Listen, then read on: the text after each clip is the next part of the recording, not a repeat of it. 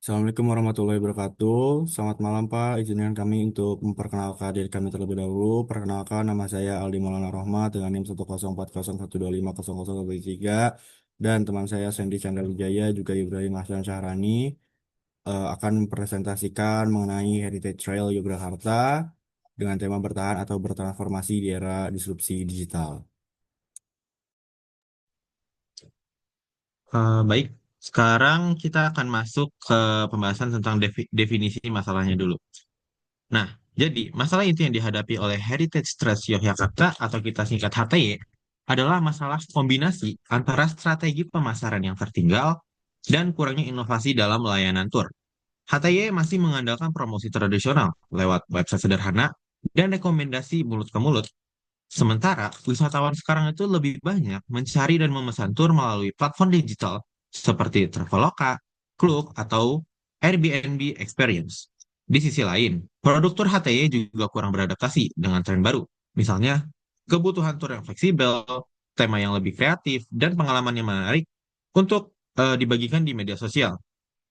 Kombinasi dari dua faktor inilah yang membuat HTY kehilangan relevansi dengan zaman sekarang dan tertinggal dibandingkan kompetitor yang lebih cepat berinovasi di ranah digital. Nah, sekarang kita akan bahas tentang identifikasi akar penyebabnya. Nah, di sini kami menjabarkannya melalui fishbone diagram. Nah, di sini eh, bisa kita lihat penurunan kinerja dan penjualan HTY ini saya bagi menjadi empat kategori. Yang pertama dari metode dulu. Nah, dari segi metode pertama, model tour itu masih terlalu kaku dan tidak fleksibel. Tema tour tidak diperbarui dan kurang relevan. Yang ketiga, sistem pemesanan itu masih manual. Yang keempat, tour masih menggunakan format kelompok besar. Yang kelima, tidak ada evaluasi pengalaman pelanggan. Yang keenam, SOP digital belum dikembangkan. Dan yang terakhir, tidak ada proses riset tren pariwisata. Nah, kemudian dari dalam kategori manusia, di sini bisa kita lihat, pertama, faktornya itu ada pemandu dan staf itu masih belum terbiasa dalam menggunakan teknologi. Kemudian yang kedua, tidak ada tim khusus untuk media sosial dan konten. Yang ketiga, inisiatif inovasi dari tim itu masih sangat rendah. Dan yang keempat, banyak pekerjaan itu masih dilakukan secara manual. Nah, sekarang dari segi teknologi, website ini tidak menyediakan fitur pemesanan instan, tidak hadir di platform booking seperti Traveloka, Klook, Airbnb, Airbnb Experience. Yang ketiga, itu tidak ada metode pembayaran digital. Yang keempat, tidak punya sistem review dan rating di publik. Dan yang kelima, tidak membuat konten digital seperti foto ataupun video. Nah, dalam kategori pemasaran, HT ini pertama, tidak bekerja sama dengan influencer. Yang kedua, penawaran tour itu tidak terlihat di pasar online.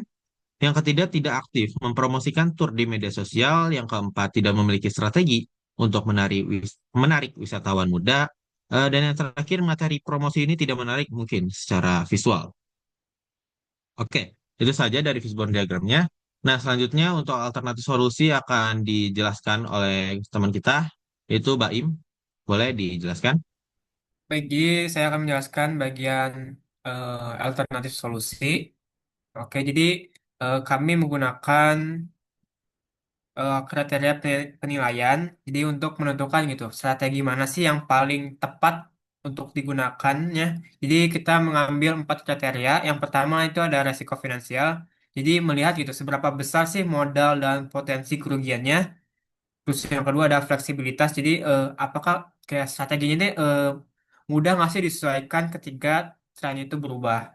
Terus ada ketiga ada potensi pertumbuhan pasar. Jadi peluangnya tuh gimana sih untuk peningkatan pelanggan, terutama dari kalangan Gen Z ya. Jadi yang keempat itu ada kompleksivitas interpretasi. Jadi tingkat kesulitannya untuk menjalankan operasional itu gimana sih gitu ya. Oke, lanjut. Oke, di sini ada matriks sederhana yang sudah kami buat, yaitu membandingkan kelebihan dan kekurangannya.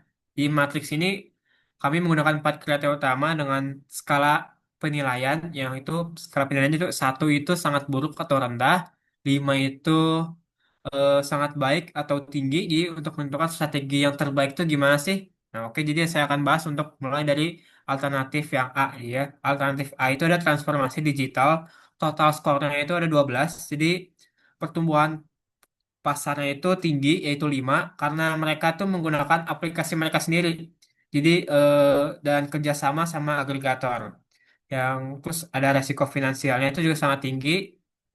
Satu karena mereka tuh butuh biaya yang besar ya karena mereka membuat aplikasi mereka sendiri. Yang ketiga itu ada fleksibilitas cukup tinggi itu 4 ya masih agak sulit gitu ya untuk mengubah arah setelah investasi besar-besarannya karena mereka membuat aplikasi mereka sendiri. Terus kompleksivitas interpretasi itu rendah atau sedang lah ya di 2 karena mereka itu masih banyak perubahan yang harus dilakukan dengan cepat ya. Intinya sih potensinya itu masih besar tapi resikonya juga berat untuk perusahaan masih beradaptasi gitu ya. Terus ada alternatif B yaitu adalah niche, premium dan komunitas yaitu total skornya itu ada 12. Jadi resiko finansialnya itu rendah yaitu 4 karena biaya yang di operasional juga minimal. Terus pertumbuhan pasarnya juga rendah yaitu 2 karena pasarnya itu masih terbatas gitu ya. Terus ada fleksibilitasnya sedang yaitu 3, kompleksivitas juga sedang 3. Ya intinya sih untuk alternatif B ini ya masih aman tapi masih kurang cocok gitu ya untuk ekspansi lebih cepat lagi ya.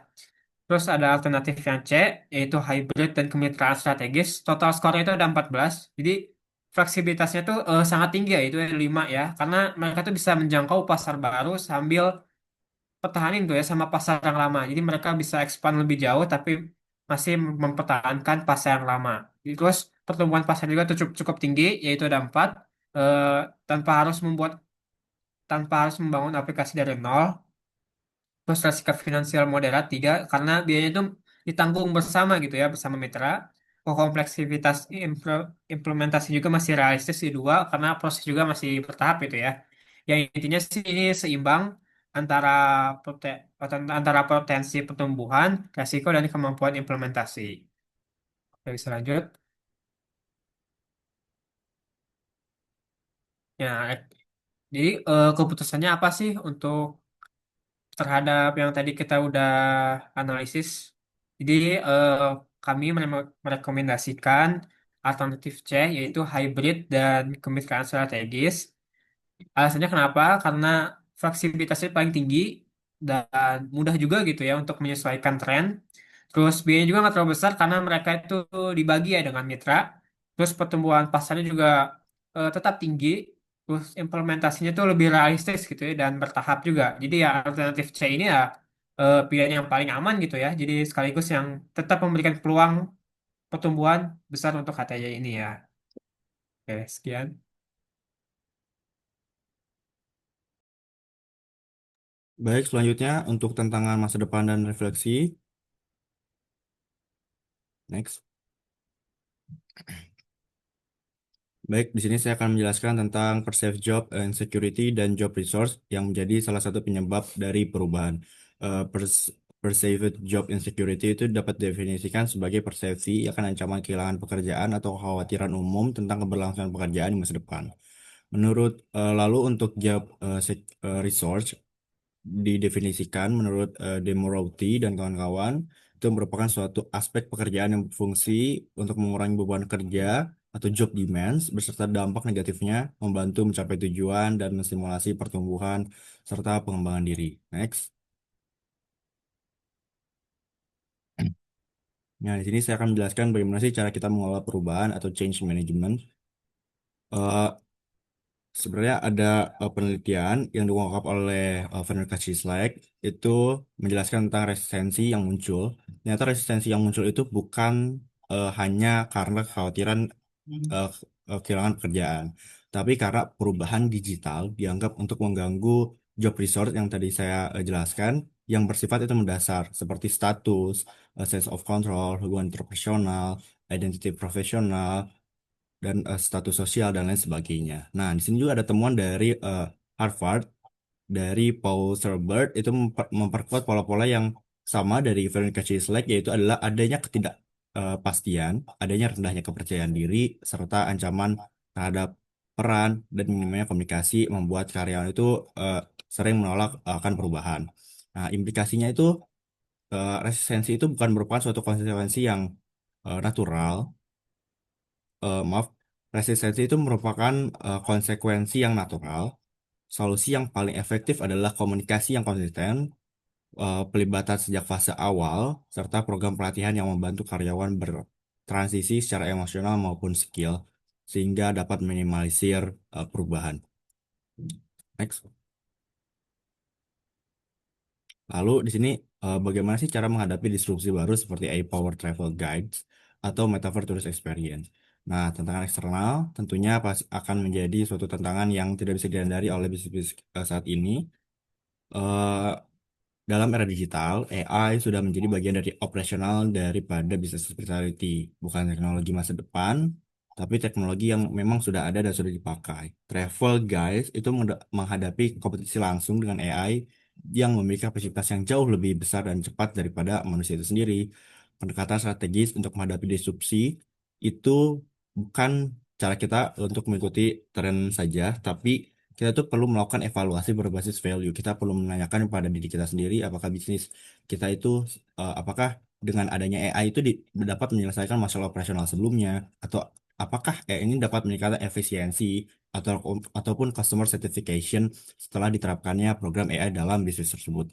Nah, di sini ada penelitian menarik dari Deloitte. Nah, dari Deloitte ini perusahaan konsultan ini mengidentifikasi ada dua manfaat utama dari AI. Yang pertama adalah personalized guest experience dan operational efficiency. Tantangan utamanya eh, itu adalah untuk menemukan titik keseimbangan atau equilibrium point antara kapabilitas teknologi dan human touch yang tetap menjadi differentiator industri hospitality. Next. Nah, lalu yang ketiga, bagaimana memanfaatkan digitalisasi tanpa mengorbankan keaslian pengalaman budaya dan kelestarian lingkungan. Nah, etika atau sustainable tourism ini menjadi kekhawatiran atau menjadi concern saat ini. Eh, saya menemukan penelitian dari orang Indonesia yaitu menunjukkan bahwa digitalisasi ini dapat memperkuat kesadaran lingkungan. Teknologi menjadi platform edukasi yang lebih efektif karena penyebarannya yang luas. Lalu untuk membentuk norma perilaku wisatawan yang lebih bertanggung jawab dengan pendekatan yang tepat dengan melakukan mengaplikasikan digital marketing, digitalisasi itu tidak mengurangi keaslian budaya, sebaliknya ia dapat menjadi alat untuk menjaga kelestarian lingkungan dan meningkatkan literasi wisatawan terhadap nilai-nilai lokal dengan cara eh, melakukan edukasi melalui platform-platform digital untuk para turis. Selanjutnya akan dibacakan oleh teman saya. Ya. Nah, oke, sekarang kita akan masuk tentang terkait pertanyaan penutup untuk diskusi di kelas. Nah, di sini kita akan mulai dulu dari yang pertama. Boleh dijelaskan oleh teman saya Aldi? Baik, di sini saya akan menjelaskan terkait perbedaan dan keterkaitan antara problem solving dan decision making. Nah, problem solving ini bisa didefinisikan. Saya menemukan definisi dari HQ. Beliau mendefinisikan bahwa problem solving adalah proses yang terstruktur. Yang pertama untuk mendefinisikan masalah, yang kedua untuk mendiagnosis akar penyebab atau root cause-nya, yang ketiga itu untuk mengembangkan solusi, dan keempat untuk memastikan solusi berfungsi secara berkelanjutan. Dalam kasus HTY, problem solving itu mengungkapkan dua akar penyebab penyebab penurunan tenaga kerja. Yang pertama, ketinggalan pada digital marketing, dan kedua, minimnya inovasi pada tiket tour. Nah, decision making menurut McKinsey itu definisikan sebagai proses memilih opsi terbaik dari beberapa alternatif yang tersedia berdasarkan bukti dan analisisnya. Dalam kasus HT ini, decision making itu berfokus pada pemilihan salah satu dari tiga strategi yang diusulkan manajemen untuk mengatasi masalah permasalahan dan inovasi, yang mana nantinya akan dipilih dari berbagai alternatifnya, mana yang lebih baiknya. Nah, hubungan dari keduanya itu adalah problem solving itu menghasilkan pemahaman dari akar masalah, sedangkan decision making itu menggunakan output dari problem solving. Jadi dalam konteks HTA ini, analisis problem solving memberikan dasar yang objektif sehingga pilihan strategi tidak hanya berdasarkan intuisi tapi bukti. Hubungannya ini bisa saya definisikan sebagai proses untuk memahami dan mengidentifikasi masalah dengan tujuan untuk memilih solusi yang terbaik dari alternatif yang tersedia. Eh, oke, sekarang kita masuk ke pertanyaan kedua, yaitu terkait sebagai manajer baru di HTY, keterampilan atau skill apa yang paling kritis yang Anda butuhkan untuk memimpin tim dalam menyelesaikan masalah dan mengambil keputusan ini.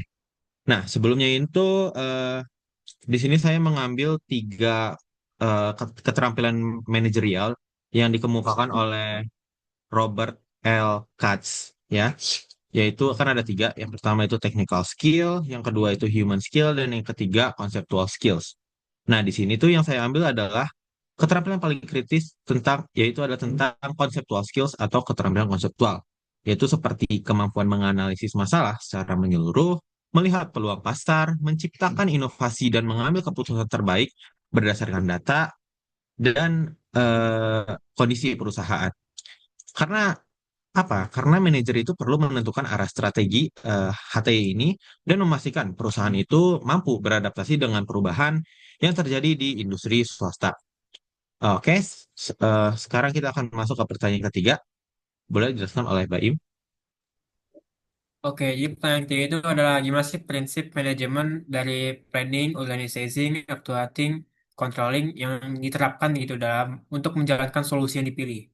Oke, kita bahas dari planning dulu. Jadi planning itu apa? Jadi planning itu merencanakan penggabungan penjualan premium dan agregator serta memberikan pelatihan kepada karyawan lama agar mereka tuh mampu gitu ya beradaptasi dan tetap bertahan karena kan zaman terus berubah, tren juga berubah terus, jadi butuhnya pelatihan gitu ya.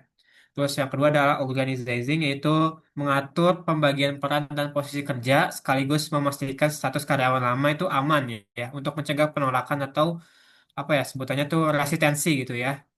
Terus yang ketiga itu ada actuating, yaitu menjalankan rencana dengan komunikasi yang baik. Jadi harus menjalankan komunikasi yang baik dan menjaga keseimbangan antara teknologi dan sentuhan manusia dalam pelayanan gitu ya. Terus yang keempat itu ada controlling, yaitu memantau gitu ya, memantau bagaimana sih penjualan dan kinerjanya tuh melalui dukungan AI juga. Jadi sambil memastikan penggunaan digitalnya itu tetap sesuai etika dan mendukung prinsip pariwisata berkelanjutan gitu ya.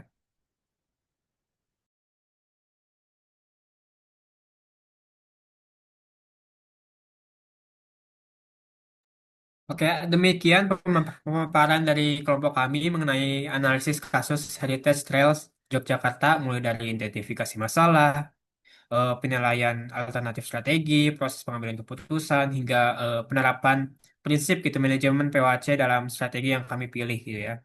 Jadi melalui analisis ini ya kami menyimpulkan bahwa tantangan yang dihadapi HT ini nggak cuma bersifat teknis saja ya, tapi menyangkut perubahan perilaku karyawan, dinamika kompetisi digital, terus ketuntutan untuk tetap menjaga nilai budayanya gitu, keberlanjutan gitu ya, dan lingkungan ya. Terus karena itu strategi hybrid ya menjadi eh, dengan kemitraan digital itu menjadi pilihan yang paling realistis dan seimbang gitu ya antara inovasi, resiko finansial, fleksibilitas, dan kemampuan implementasi ya. Jadi kami ya berharap gitu ya, semoga hasil kajian ini dapat memberikan gambaran yang jelas bagi teman-teman semua mengenai bagaimana sih perusahaan tuh seperti HTI ini dapat bertransformasi secara bertahap tetapi masih relevan gitu ya di era digital dan tetap menjaga etika serta prinsip sustainable tourism ya.